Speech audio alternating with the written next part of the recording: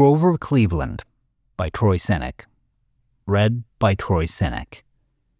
Moral clarity inspires trust and opposition in equal measure. In 1881, the year of his 44th birthday, Grover Cleveland was a relatively obscure figure. A bachelor lawyer known for putting in 18-hour workdays, Cleveland's reputation for tirelessness and honesty earned him respect at the bar in Buffalo, but not much in the way of notoriety. He was a public figure only to the extent that anyone remembered his brief tenure as sheriff of Erie County, New York, a decade prior. It was not obvious to anyone, least of all Cleveland himself, that this was a man only 3 years away from being elected President of the United States. Yet between 1881 and 1884, Cleveland experienced one of the most vertiginous ascents in the history of American politics. In short order, he was elected to the mayor's office in Buffalo, the governor's mansion in New York, and finally, the White House. If anything, this chronology understates the improbability of Cleveland's elevation to the presidency. His victory in 1884 and subsequent return to office for a non-consecutive term in 1892 marked the only presidential elections the Democratic Party won in the 56-year window between James Buchanan in 1856 and Woodrow Wilson in 1912. How did such an unlikely figure become President of the United States? Distilled down to a single word: integrity. Cleveland's example underscores that character has a power all its own, and his political fortunes, both his own rapid rise and his party's historic electoral defeats, stand as a reminder that moral clarity inspires trust and opposition in equal measure. Cleveland's career took place in a post-Civil War era that represented perhaps the high watermark of public corruption in American history, a period where cynics grimly joked that an honest politician was one who, once bought, stayed bought. His ascent to higher office owed largely to the fact that he was regarded as the antidote to that sickness. As a candidate for mayor of Buffalo, Cleveland stressed that his loyalty was to the voters rather than to party, noting that a Democratic thief is as bad as a Republican thief. He would deliver on that commitment in office.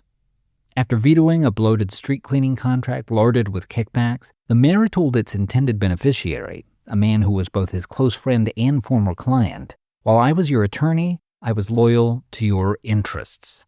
Now the people are my clients, and I must be loyal to them." At every turn throughout his career, this pattern would repeat.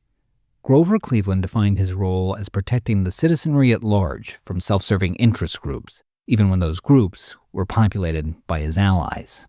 It was this kind of behavior that led Cleveland to earn the nickname Grover the Good, an almost unthinkable sobriquet for a politician, and collect endorsements like the one the New York World provided for his 1884 presidential campaign, which pronounced that there are at least 4 good reasons to vote for Grover Cleveland.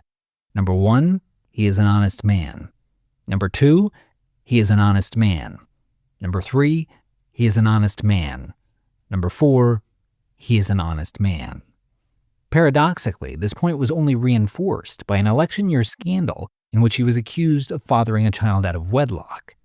Asked by associates how to respond, Cleveland gave the order, "Whatever you do, tell the truth." Throughout Cleveland's 2 terms in the White House, he was guided by the mantra, "A public office is a public trust." What that meant in practice was that the president put pursuing the national interest and protecting taxpayers ahead of his own political fortunes. Dedicated to eliminating wasteful spending, for example, Cleveland vetoed 414 bills in his first term alone, more than all 21 of his White House predecessors combined. Those vetoes came at a cost.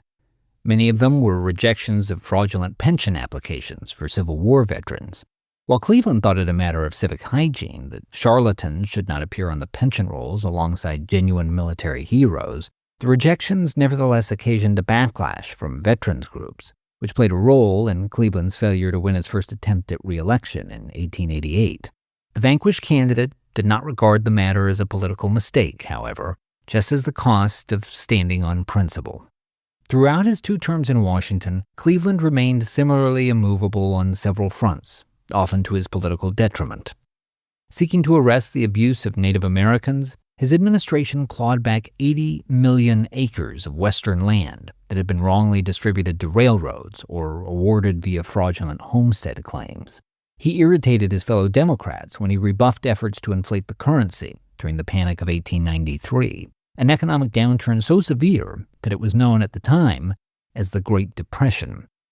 He provoked their ire again when he deployed federal troops to Chicago in 1894 to put down the Pullman strike, which threatened to paralyze commerce throughout broad swaths of the country, and he defied growing imperialist sentiment by refusing to sign on to an annexation of Hawaii, where the government had been overthrown in a coup abetted by the American ambassador, writing, "I mistake the American people if they favor the odious doctrine that there's no such thing as international morality, that there is one law for a strong nation and another for a weak one."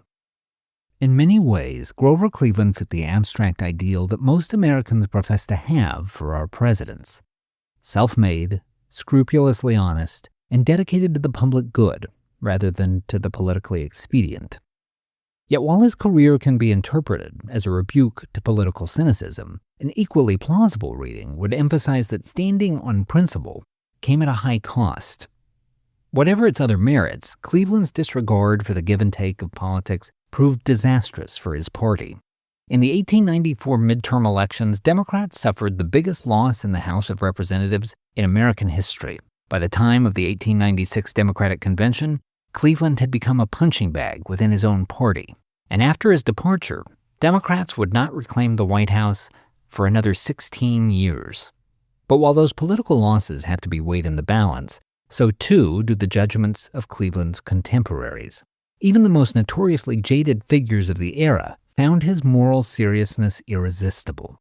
H.L. Mencken described him as possessed of a more admirable character than any president, at least since Washington. Mark Twain characterized him as the greatest and purest American citizen. Even Woodrow Wilson, a man who would later steer the Democratic Party in a decidedly different direction than Cleveland, conceded that he had been the sort of president the makers of the Constitution had vaguely in mind, more man than partisan.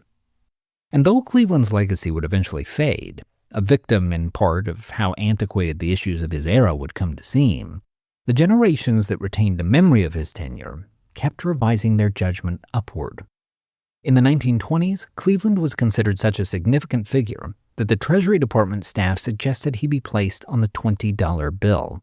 In Arthur Schlesinger's 1948 poll of historians, Cleveland was ranked the 8th greatest president of all time, just behind Theodore Roosevelt and just ahead of John Adams.